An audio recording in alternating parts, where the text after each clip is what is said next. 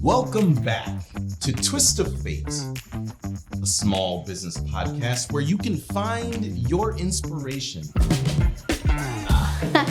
Okay. Definitely never did a podcast before. The energy of the people, especially, it's palpable. And the managing director. Yeah, look at me. Sorry. I hope you enjoyed this content. So much fun. If you want to catch my entire interview, which was great, by the way, you can catch it on the Twist of Fate podcast. I'm Larry Waters. I'm the founder and president of Electrify My Home. We are a one-of-a-kind electrification company. We take people's gas houses and we make them into really efficient electric homes to help the environment and make you live better. I love Doug's house, and no, this isn't the first time. We've actually done an extensive look at Doug's house for electrification. So I've been pleased with the time to come and spend a few hours with him at this house. It's a wonderful place.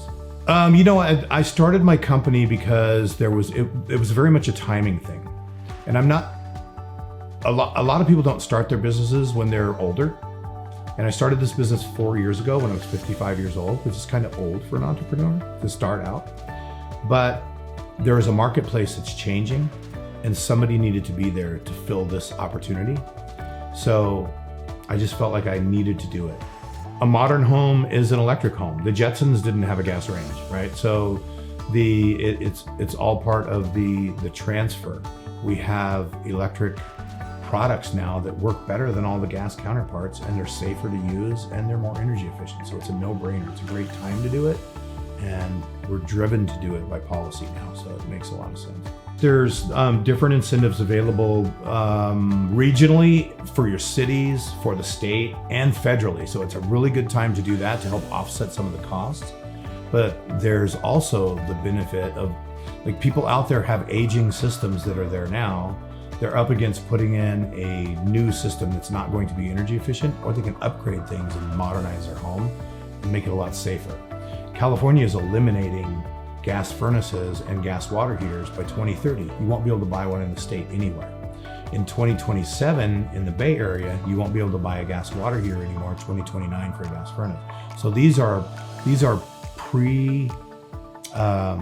not viable, and you're buying one now. So if somebody buys a furnace right now, they're buying something that's not going to be serviceable in the future.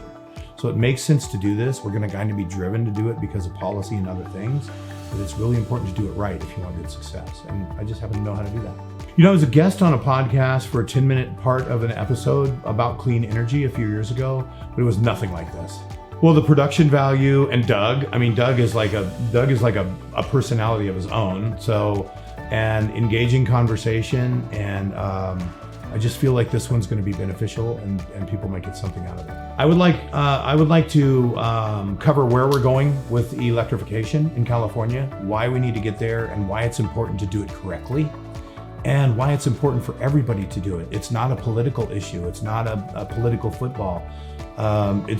It's just as cool to have an electric heat pump system in your house if you have a four-wheel drive truck with a gun in the back window as if you drive a electric car. It doesn't matter. None of that matters. We're just modernizing our houses, being more comfortable, and doing what's ultimately going to be needed in our homes anyway. So it's just a really great time to be involved with it, and I want to get that message out.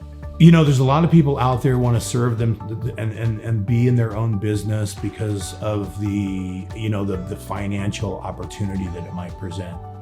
But if you're an entrepreneur and you know it and you've got that idea and it's going to change things, you need to develop the idea, but you need to also understand that this is business. Business is business. You're going to have to work with people.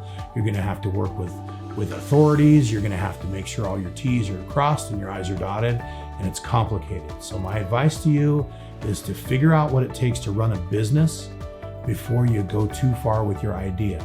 If you just feel like you want to be in business, maybe get a franchise. But if you got a great idea, work on it. But it's going to take work, it's going to take commitment, and you're going to have to dig deep to keep going.